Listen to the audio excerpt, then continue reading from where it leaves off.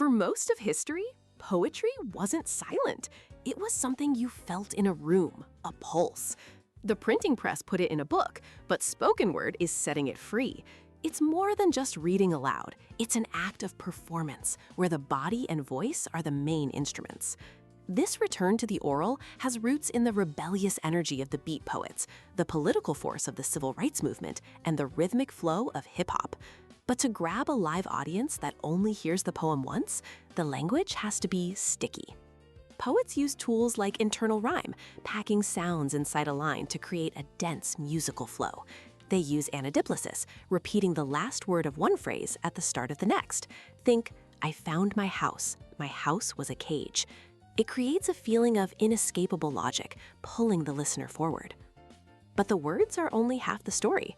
In performance, a pause isn't a comma, it's air. The poet's breath is a weapon.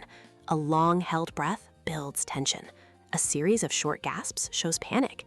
Even posture matters. Leaning forward feels urgent, huddling feels intimate.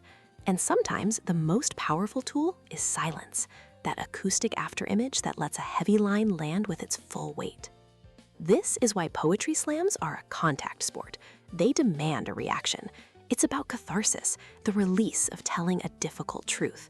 It's about bearing witness for those who can't speak. Ultimately, a slam is a room full of people agreeing that words matter, turning a private feeling into a public movement. Spoken word reminds us that language is physical.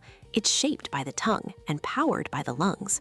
Your voice is a resonance in the air, and you have the right to vibrate that air with your truth. So don't just speak, resonate.